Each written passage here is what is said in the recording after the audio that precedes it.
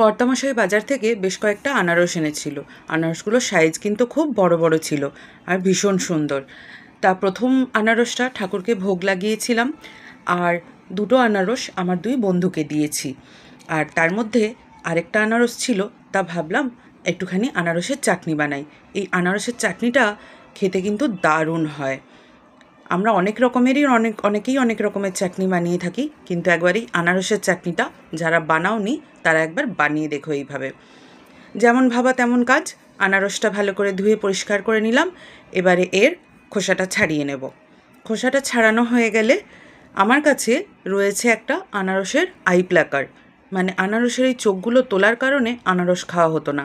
আমার কর্তামশাই ঠিক খুঁজে খুঁজে জোগাড় করে এনেছে সব যন্ত্রপাতি। দেখো, এই আনারসের আই প্লাকারটা দিয়ে খুব সুন্দরভাবে আনারসের যে চোখগুলো থাকে সেগুলো তুলে নিয়েছি।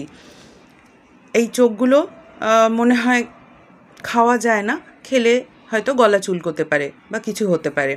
প্রথম থেকেই দেখে আসি যে এগুলো বাদ দিয়ে খাওয়া হয়। তো দেখো কত সুন্দরভাবে আনারসটা পরিষ্কার হয়ে গেছে। এবারে কিছুই না, বেশ কুচি কুচি কুচি কুচি করে আনারসগুলো কেটে নেব। যে যেমনভাবে পারবে, সরু মোটা যেমন করে পারবে আনারসটা ভালো করে কুচি কুচি করে নেবে। ব্যাস, এবারে সমস্ত আনারস আমার কুচি করা হয়ে গেছে।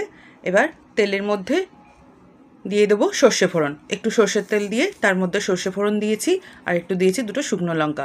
সর্ষেটা চুটুর পুটুর করার পরেই আনারসটা ঢেলে দেবো এর মধ্যে, দিয়ে একটু ভালো করে মিশিয়ে নেব।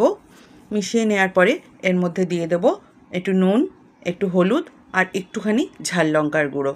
টক মিষ্টি নুন ঝাল একটা চাটনি তো, সেই জন্য এটা এইভাবে বানালে খুব ভালো হয় খেতে। আর মাকে দেখতাম এর মধ্যে একটুখানি সর্ষে বাটা দিত, তাই আমার কাছেও সর্ষে বাটা ছিল। আমিও একটুখানি হাফ চামচ মতো সর্ষে বাটা দিয়ে মিশিয়ে নিলাম। সর্ষে বাটা দিলে শেষে চাটনিটার ফ্লেভারটা খুব ভালো হয়। এবারে এর মধ্যে 4 চামচ চিনি দিয়ে দিলাম। চিনিটা যে যার স্বাদ মতো দেবে, আনারসের মিষ্টতার ওপর নির্ভর করে।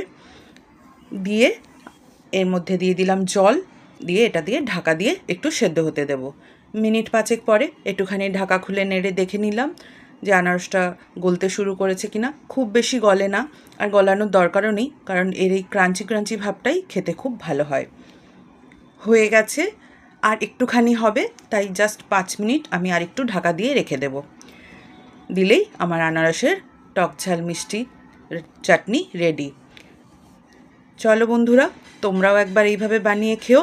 যারা বানাও তারা তো জানোই, আর যারা বানাও না তারা একবার অবশ্যই ট্রাই করো। ভালো থেকো, টাটা।